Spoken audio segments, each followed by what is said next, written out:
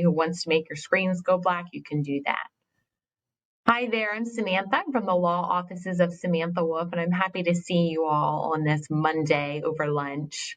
Happy day after Valentine's Day. So I'm going to go ahead and share my screen here. Get that up and going. Okay. This is a picture of the outside of our office. We're at 20 East 6th Street in Suite 206 in Waynesboro, and you can reach us at 717-655-2676. Okay, and today, this is our mission statement.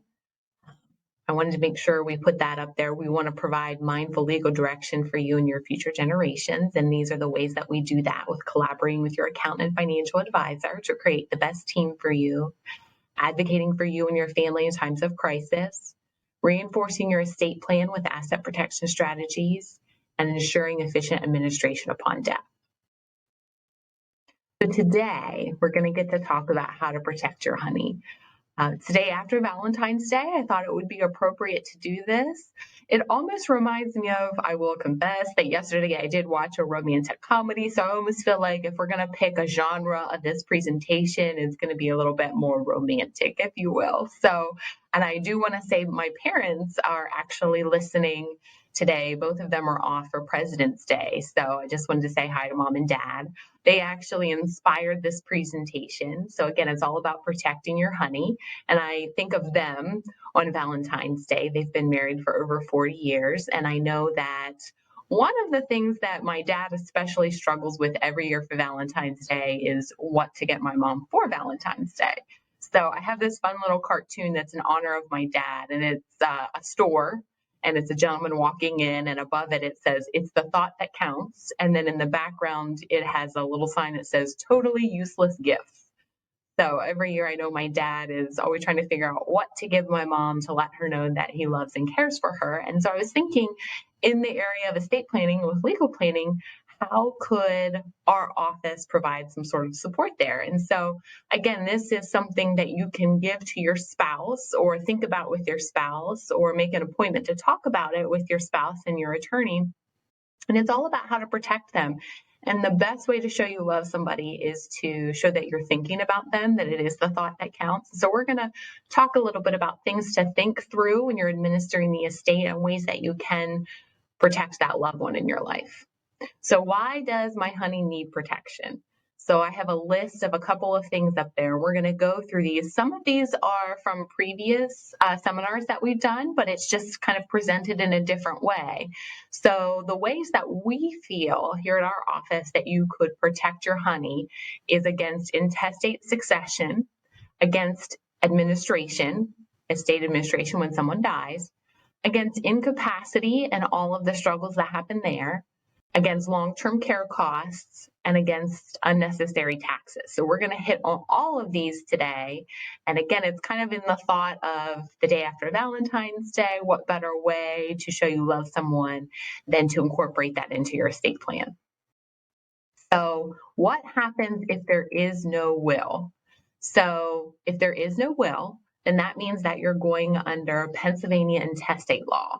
So Pennsylvania has its own set of rules. If somebody would pass away without a will, the state is going to decide how your assets are distributed.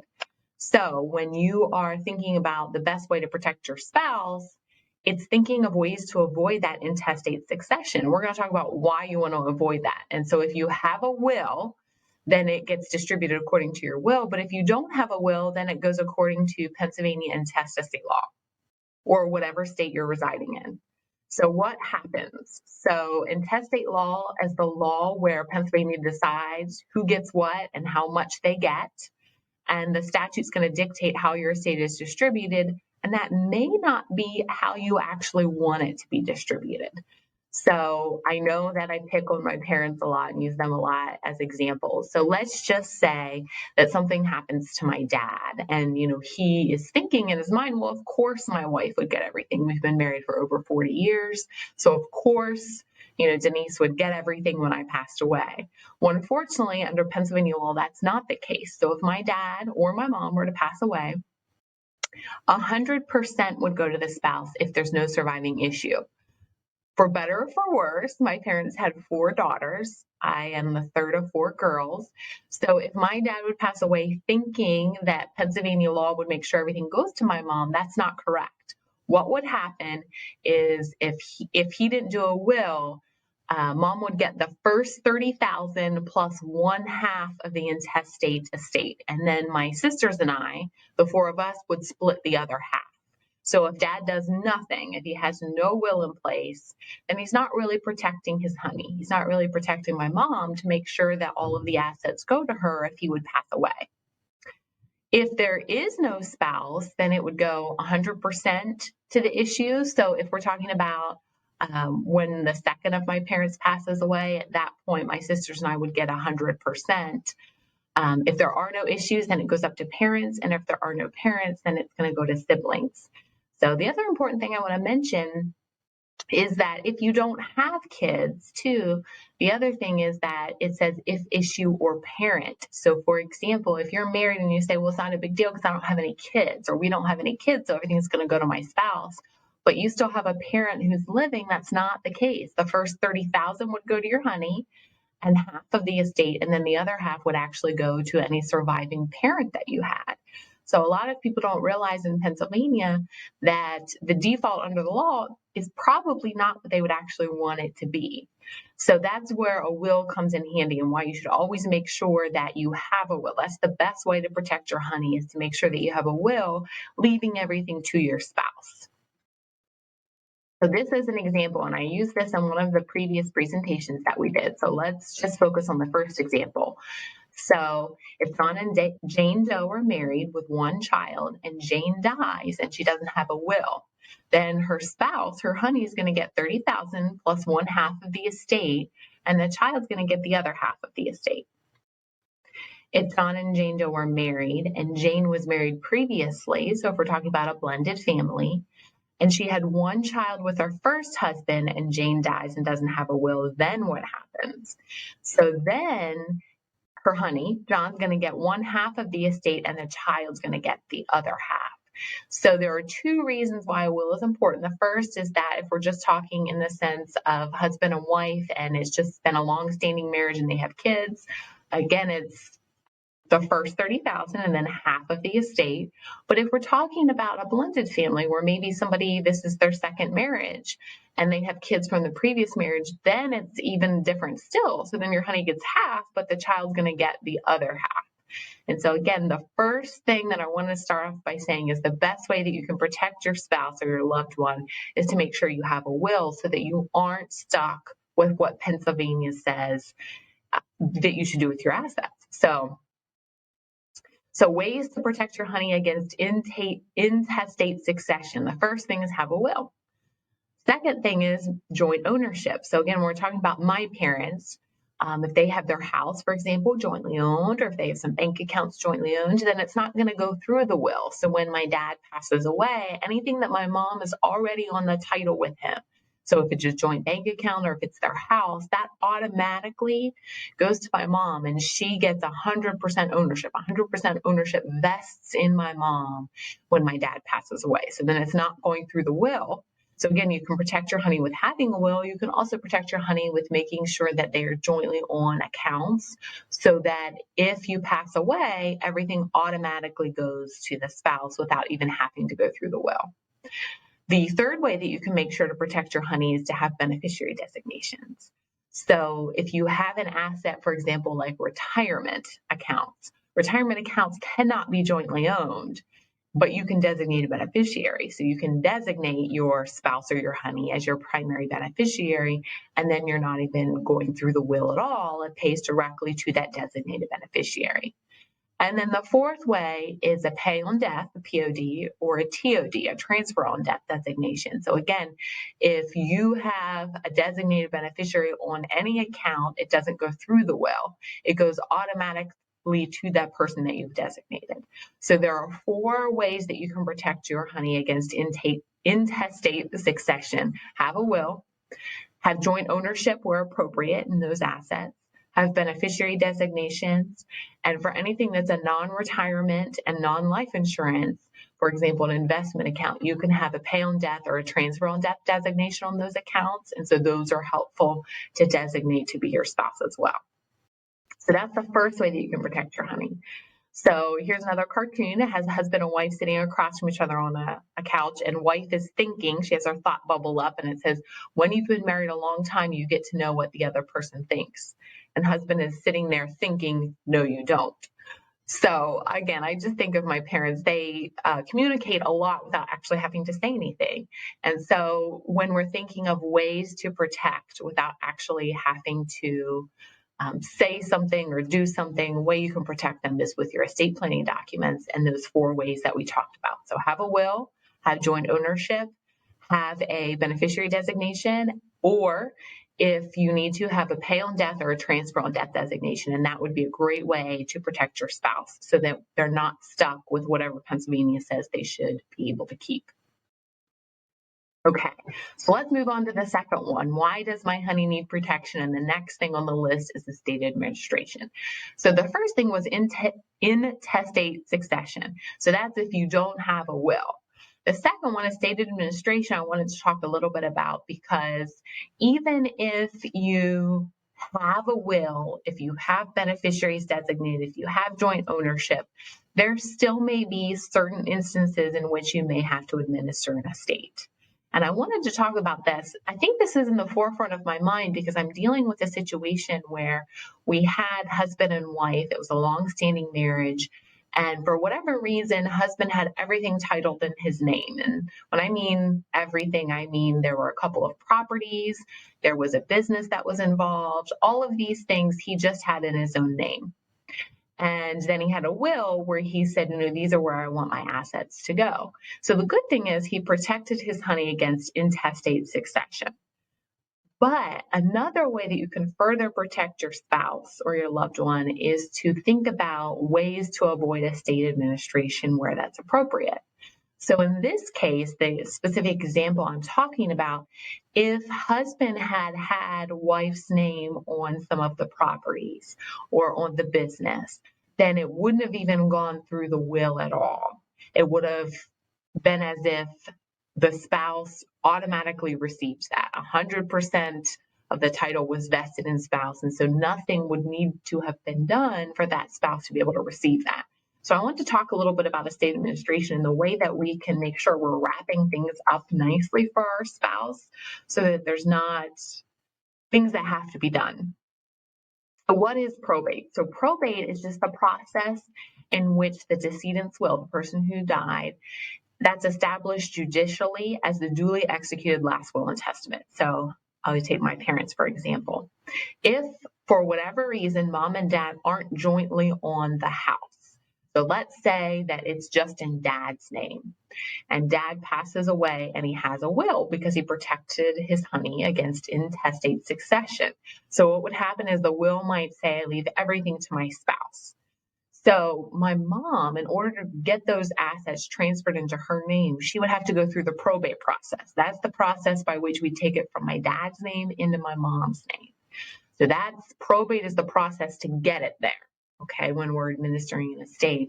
And so it used to be prior to COVID happening that we'd have to make a trip up to the courthouse in whatever county the person passed away or was living when they passed away. And we'd have to get the executor sworn in. And that's just a process by which they take an oath, they pay a filing fee, they submit the proper paperwork, and then they're appointed as the executor. And then once they're appointed as the executor, there are all these things that they have to do before they can make a distribution of assets out of the estate.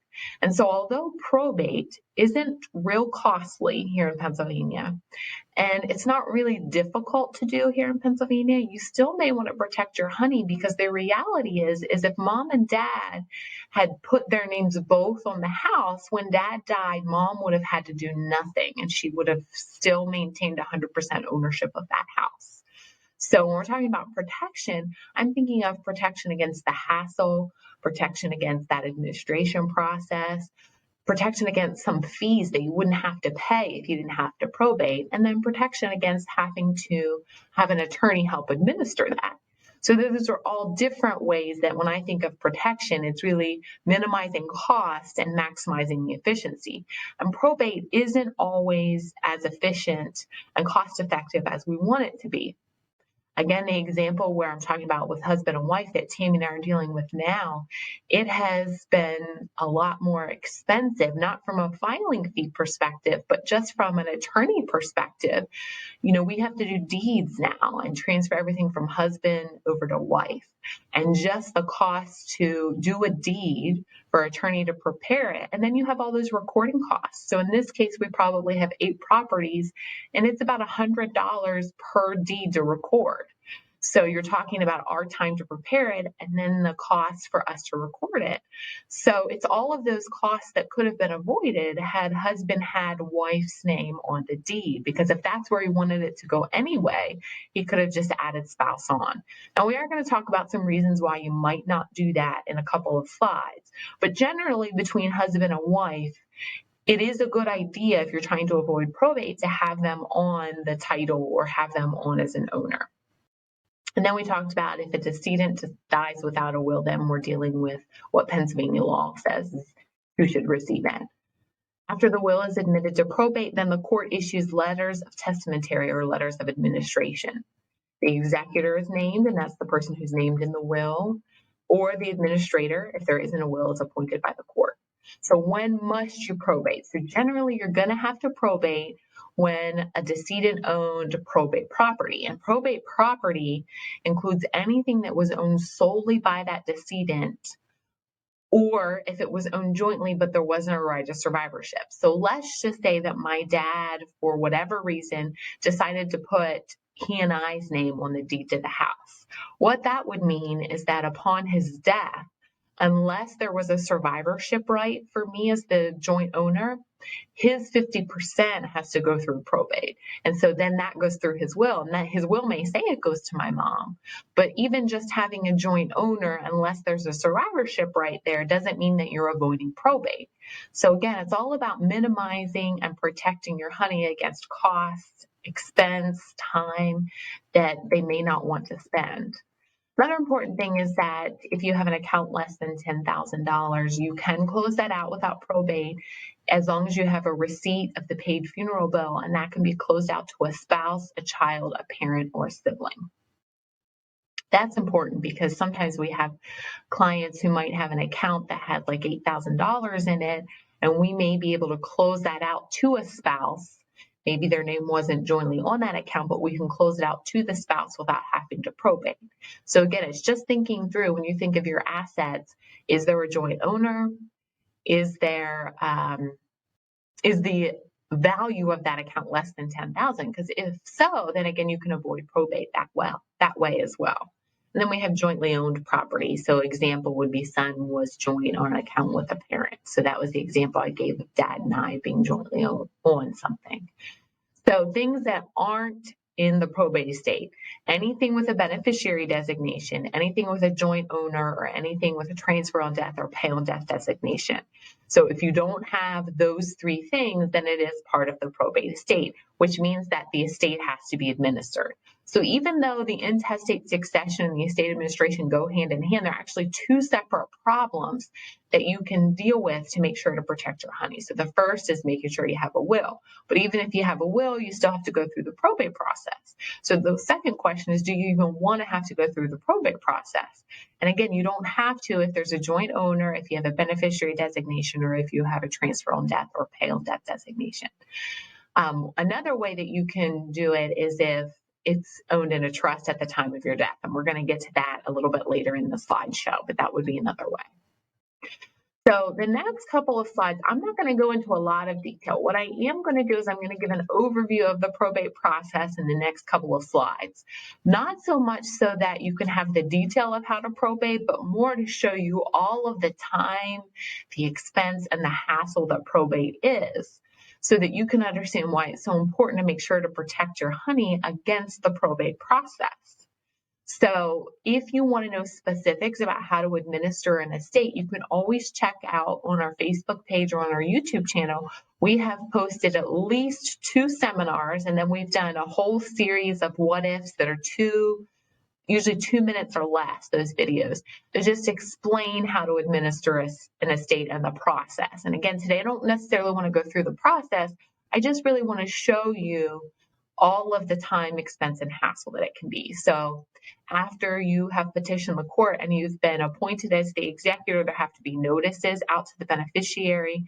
You have to advertise in order for creditors to know that they have 1 year from the date of the first advertisement in order to bring forth a claim that they might have. So again, when you're dealing with probate, you have to wait that year before you can ensure that no creditors will come against the estate. You also have to make sure that you're sending a notice to the Department of Public Welfare, which is Department of Human Services. And that would be if the person who passed away was over 55, then you have to make sure to give that notice. And what they do is the Department of Human Services would then say if there's a lien against the estate. So if somebody passed away and they're over 55, then you must give notice if they were receiving medical assistance, but you should. It's advisable to still give notice if they were over 55. So again, that's just one more thing that has to be done. You might have to do an inventory and appraisal, and that would just be an inventory of all the real or personal property that was owned at the decedent at the time of death. You have to pay any debts and expenses. If the estate is insolvent, then you might have to pay the debts in a certain order.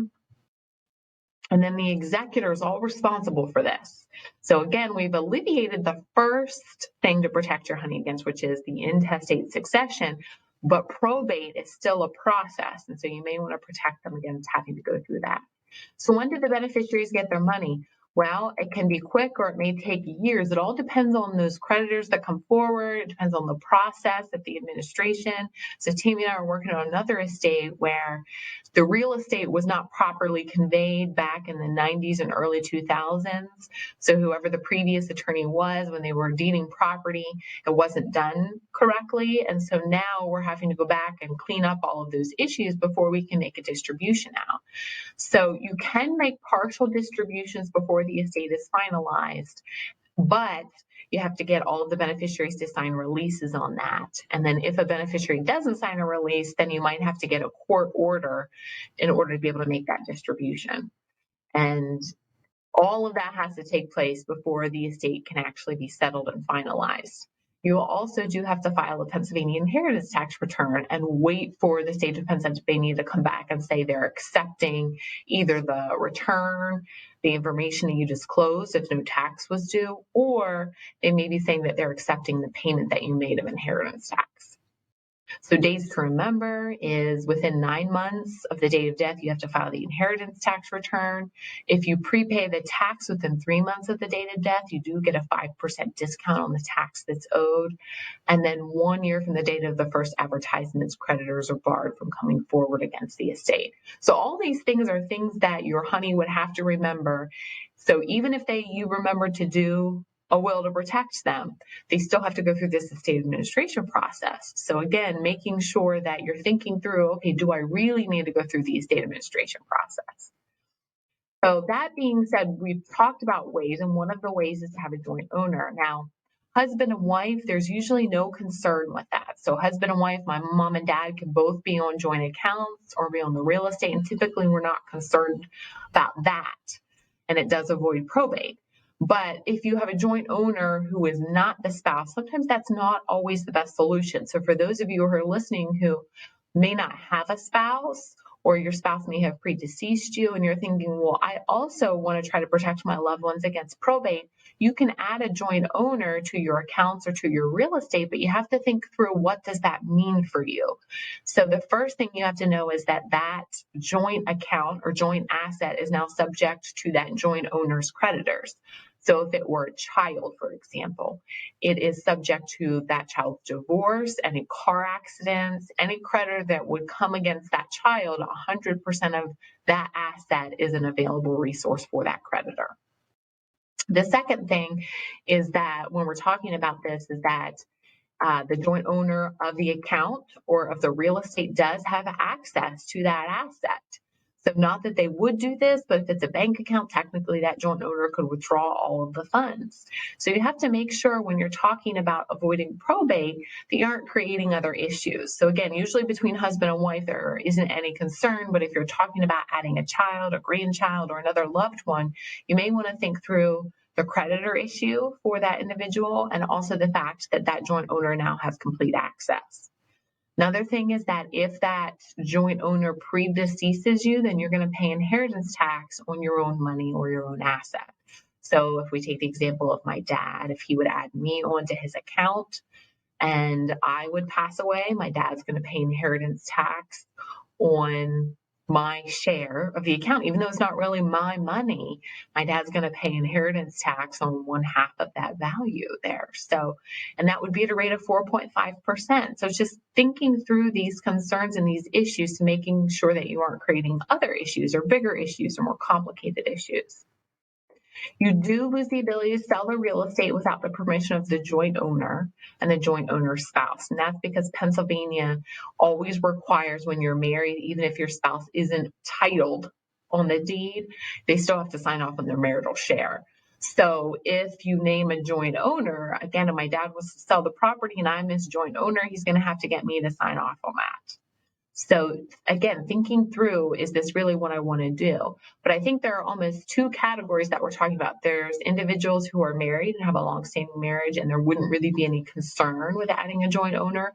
And then there's our second scenario, which would be if it's not a longstanding marriage, if your spouse is predeceased, if you are a single individual, then you might not want to have a joint owner.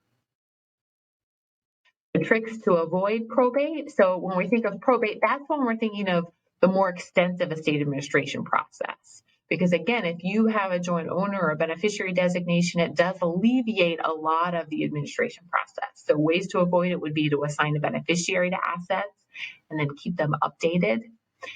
Any potential that the assets have to pay to the estate, that's a concern. So if you don't designate a beneficiary, then the default for most things is to pay to your estate, which means that your executor would have to probate in order to receive those assets. And the other downside of that is then it's subject to your creditors.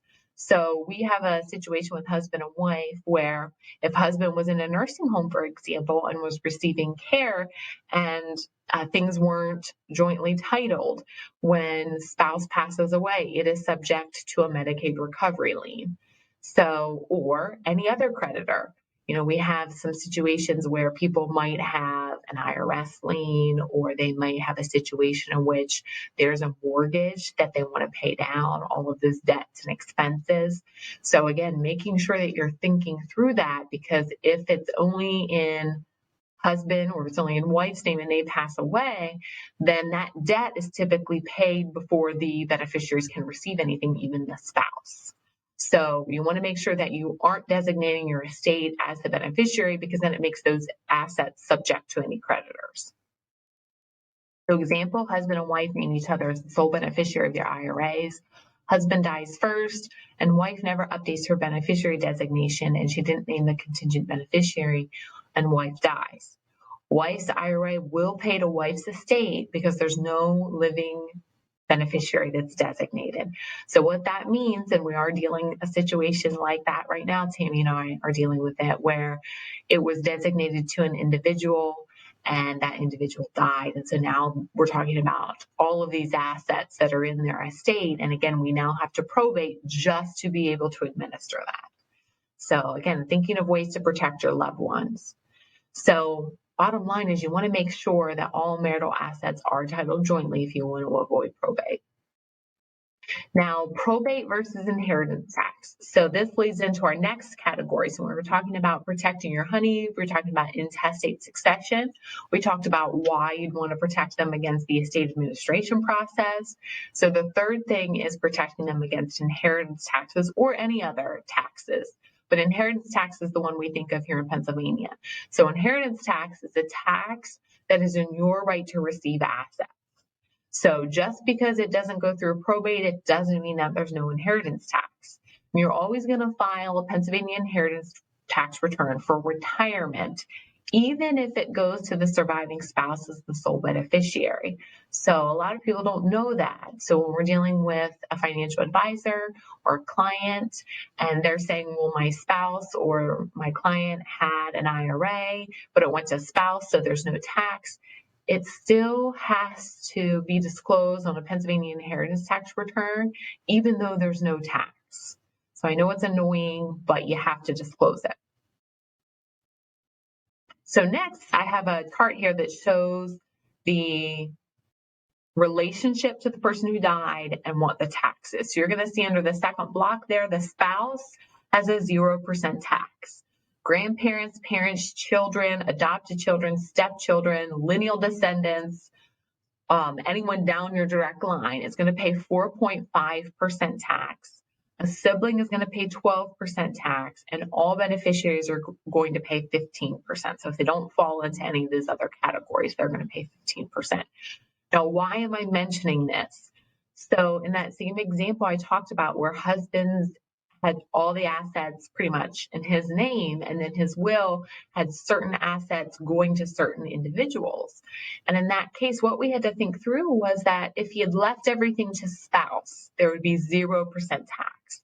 But if he went and bypassed the spouse for certain assets and had it go to children, then there still is going to be a tax that's owed. And it's going to be 4.5%. And in the case that we're dealing with, what husband did in that case is in the will, he said, but I want all of the tax to be paid from the residue. So if you're thinking about a will, typically you say your specific bequests happen first. Your specific bequests are things you want to go to particular individuals. So if you have a piece of property that you want to go to a child at your death, or if you have a business that you want to go to a child at your death, you're going to specifically designate that. Then typically you're going to say everything else is going to go to my spouse.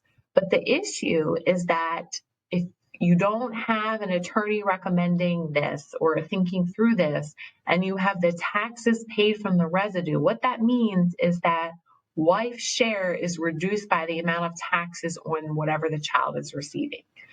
So I'm going to use my family as an example. Let's say my dad has a piece of property and he wants it to go to me at his death rather than my mom. So he may say, this property at this address is going to go to Sam. Everything else goes to Denise. Well, the problem is that my dad and his attorney had better think through, where does the tax on the property going to me come from? So 9 times out of 10, I will see a tax apportionment clause that says that all taxes are paid from the residue. So what that would mean in this example where I'm getting the real estate is I get the real estate and it's not subject to tax, meaning my share is not reduced by the amount of the tax. I don't have to pay the tax. My mom has to pay the tax. So her share, what she's receiving, is going to be reduced by the amount of the tax owed on what I'm getting. So when we're talking about protecting your honey, it could be that there are certain assets for whatever reason that you want to go to a child or grandchild or someone other than your spouse. But you want to make sure that you're thinking through the tax implications of that, because it's going to reduce what your honey is receiving if the tax is paid out of what your honey is receiving. So you want to make sure that your attorney is properly advising you on that and thinking through that, because you can say, no, I want, in this example, I want Sam to pay the tax on the property she's receiving. And then my mom gets the residue and it's not reduced at all by the amount that I received, because I'm going to pay my own tax on the property that I received. So we're talking about protecting your honey. I want to make sure that we're talking about taxes, because there's a lot of these situations where when you're thinking through it, it may not be what you actually wanted to have happen. So I want to make sure that you're thinking through these situations to make sure that you can properly communicate to your tax advisor what you want to have happen. So property subject to inheritance tax is generally everything, with the exception of jewelry, household goods, furnishing, books, and anything that would be subject to Pennsylvania inheritance tax. So if you're thinking, well, as my household items, the answer is yes. So if you're saying at my death, I want certain items to go to certain kids and I want that to happen even if my spouse survives me, then you have to know it's going to be subject to inheritance tax. So I just met with husband and wife last week, and one of the questions, husband has a business and he owns the property separate from the business. And what happens is the business rents the property from him to use. And he's now retired and he and wife own the property. And what he said to me is, at my death, I think I want that property to go to my son. The first thing I said was, well, remember, your wife's a joint owner, so it's not going to go through your will. So it's not like if we put a clause in your will that says this property at my death goes to my son, that won't happen because your wife is a joint owner, automatically goes to your wife. However, the positive of that is that your wife can receive it, pay zero tax, and then choose to gift it to your child, which means that there would be no tax that's due. So we were thinking through that. Now, again, the only caution is that there's nothing saying that wife has to do what husband is saying. The benefit here is that wife does want it to go to son and recognizes the importance of that. But we were able to talk through, either we can change the deed so that 50% is in husband's name, 50% is in wife's name, and there's no survivorship, which means that when husband dies or when wife dies, their 50% goes through the will. So you could do it that way. And then under the will, you could say, my 50% goes to my son or daughter. And then wife can do the same in her will. And then ultimately would get to son. Or you can leave it titled jointly, and at husband's death or wife's death, whoever dies first, the surviving spouse can choose to gift it to the child. And then there would be no inheritance tax when the first spouse died. So talking through that, because a lot of people don't recognize that things like personal property, annuities, individual retirement accounts, all of these assets are going to be subject to inheritance tax. The only thing that's going to be exempt from that is life insurance, death benefit proceeds, and there are some exemptions for family farm and family businesses if you meet the exemption requirements. The other thing is if you make a transfer and you don't survive that transfer by a year, then there's going to be inheritance tax on that amount to the extent that exceeds $3,000 per transferee per calendar year. These trusts, if you have retained certain powers, that's going to be subject to inheritance tax as well. And then these are the things that are exempt. So property that's owned by husband and wife where there's a right of survivorship, that's not going to be subject to inheritance tax. The inheritance tax return doesn't even need to be filed unless the spouse made the property joint within 1 year. So again, when we're talking about protecting your honey against state administration and against tax, these are ways that you can make sure to do that. Life insurance we talked about is tax-free, transfers to governmental entities, charitable organizations, any lump sum death benefits from Social Security or Veterans Administration, any burial benefits from the U.S. Railroad retirement. Okay, so ways to protect your honey against Pennsylvania inheritance tax. Still have a will, because your will is going to say where does the tax get paid from. So having a will actually protects your honey in two situations. It protects them against intestate, and it does protect them as it deals with taxes. Because if you say where you want your taxes to be paid from, then your spouse can be protected so that that remains intact and goes all to them. Another way to protect against Pennsylvania inheritance tax is to have a joint owner. So again, if you have both spouses on there, automatically goes to the surviving spouse. There's no inheritance tax. Beneficiary designations and pay on death, transfer on death designations. You're going to see these same four things keep coming up as it deals with intestate succession, as it deals with estate administration, and inheritance taxes. These are the same four ways that you can make sure to protect your honey against all of those. So we've talked about intestate succession, we've talked about estate administration, we've talked about the last one, the tax portion of it. So let's talk about these other two because they go hand in hand. So let's talk about incapacity and long-term care. So incapacity, Pennsylvania, it used to be that the assumption was if you were married, that you liked them enough that that would be who you'd want to make your decisions if you were incapacitated. Now in Pennsylvania, that's not the assumption. So if something happened to my mom and dad and they were incapacitated for whatever reason, Pennsylvania no longer recognizes the fact that, hey, if we're married, we like each other enough, we'd want our spouse to make that decision. You now do need powers of attorneys in order to be able to make decisions for your spouse. And there are complications if we're talking about a blended family. So especially if you had kids with a previous spouse, with a former spouse. then it does allow that child the same decision-making rights as your spouse now. So if you're married and this is, say, your second marriage, and you would want your spouse to make that decision, but under Pennsylvania law, it would actually be the spouse and the children from your previous marriage would actually be able to make that decision. So powers of attorneys are so important because it's weird. Pennsylvania doesn't assume that just because you like each other enough to stay married that you would want them to be your agent. They don't automatically assume that.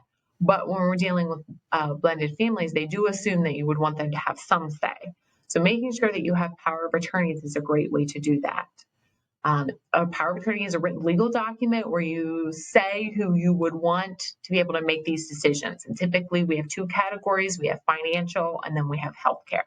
Making sure that you can either name the same person, the spouse for both of those, or you might have spouse and a child or children who you're appointing as power of attorney. So again, making sure that you're protecting your honey by designating them if that's who you want as your power of attorney.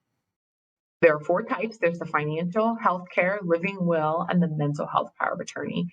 The MVP of that, of course, is our financial power of attorney. There's so much that you cannot do unless you have a good financial power of attorney. I'm working with a situation right now where we have long-standing marriage. They've been married for 50 plus years. And they're now both in their 90s and they're having some capacity issues. Wife has Alzheimer's. Husband still has capacity, but he's just having some issues, especially with the isolation that's happening with the COVID. So powers of attorneys are really helpful. They did do a power of attorney, but the problem is the power of attorney document doesn't allow husband to update beneficiary designations for the wife. The other thing too is that if husband would ever lose his capacity, his power of attorney doesn't have the ability to update his beneficiary designations. You may ask, why does that matter? Well, in this case, we want husband to set up a special needs trust or a supplemental needs trust for wife, because if something happens to husband and everything goes to wife, she's in a facility. And so we actually want it to go in trust for the wife so that they can still get the benefits they're receiving. And so we want husband to be able to update beneficiary designations to name a supplemental needs trust for wife. So it's still going to benefit wife. But the power of attorney doesn't allow husband to be able to update beneficiary designations, doesn't allow his agent to be able to do that. So we can't do that, even to change it so that it's a special needs trust for wife.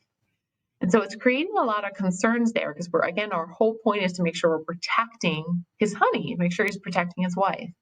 So we want to make sure that the power of attorney allows them to open and close bank accounts, to sell real estate, defend litigation, to make gifts, to create a trust. And then there are 4 things that specifically have to be there. It's the unlimited gifting language to be able to make a gift in excess of $15,000 if it's to your honey, to be able to create irrevocable trust to protect against long-term care costs, to be able to access your digital assets, and to update beneficiary designations. You specifically have to provide your agent these powers, and you have to use special language to do that.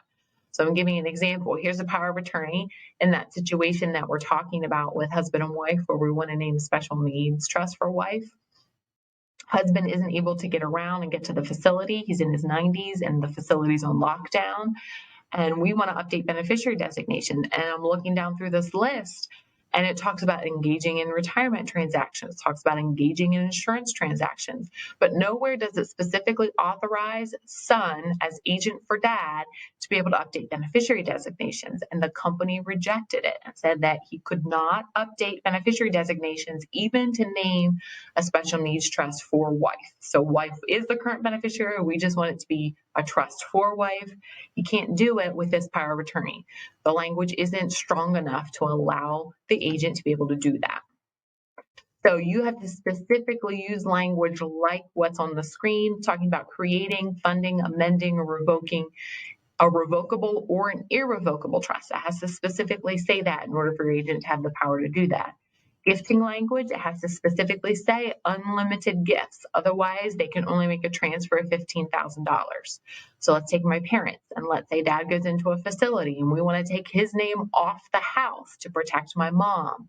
So we would, and let's say that we need a power of attorney to do that.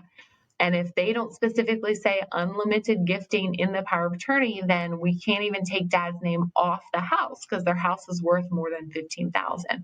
So you have to specifically have language in the document that says unlimited gifts. Otherwise, a spouse can only make a transfer of $15,000. You have to have the specific language to designate or change beneficiary. So this is an example talking about what language you would need in your document.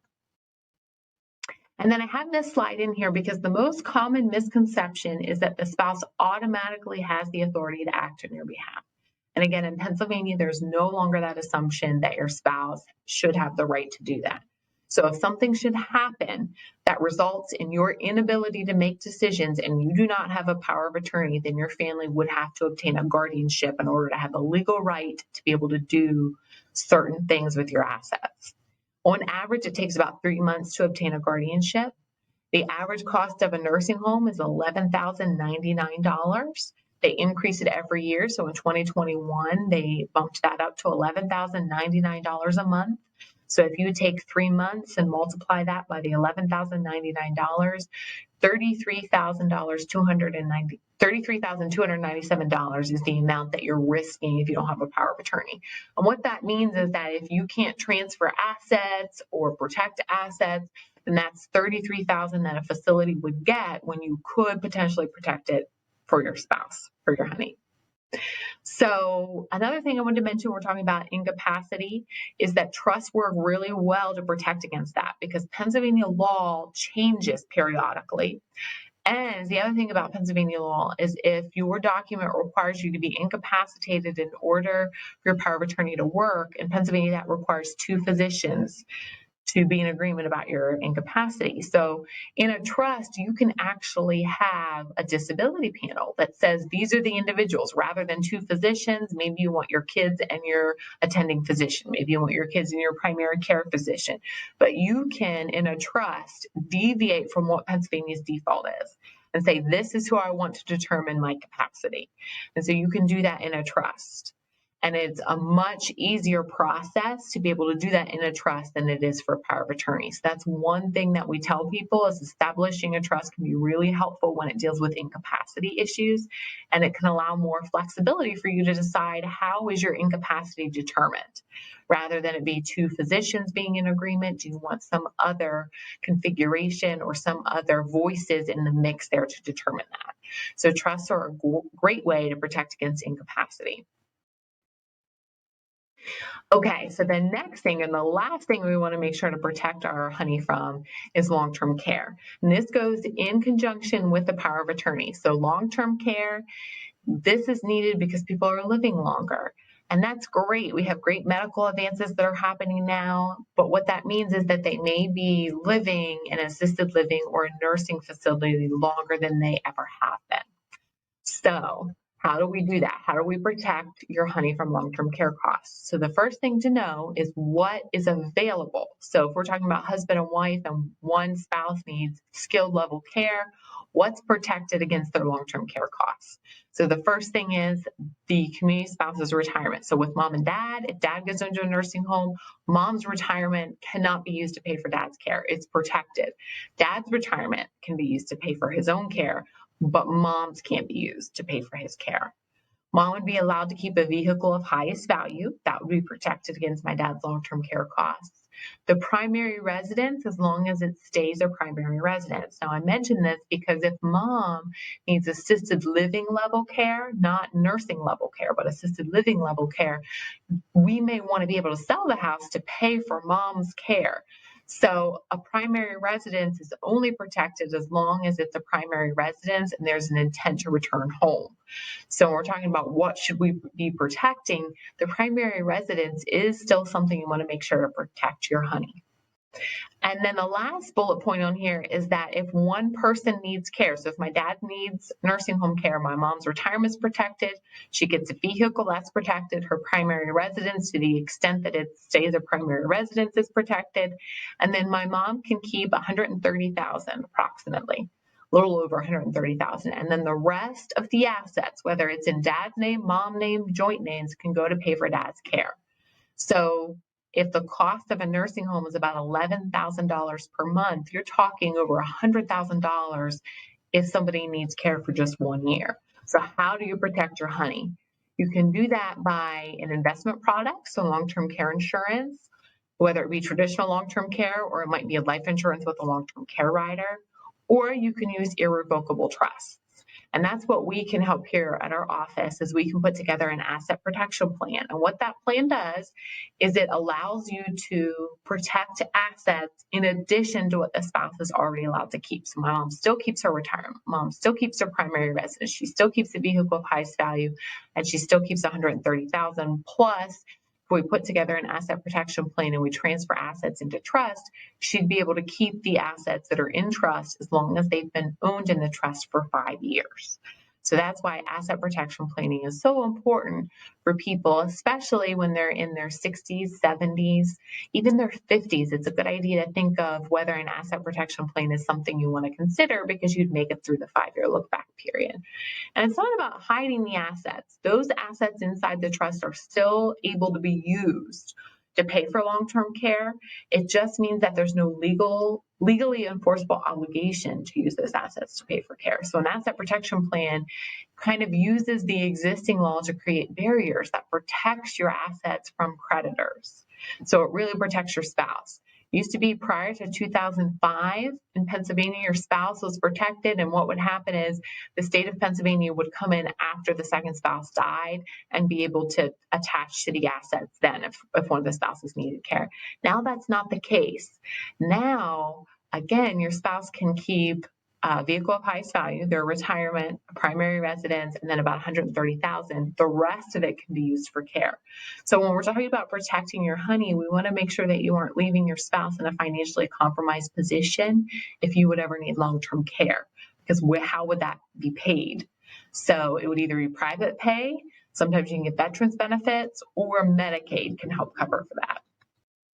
So here's an example of a trust and how we would use that.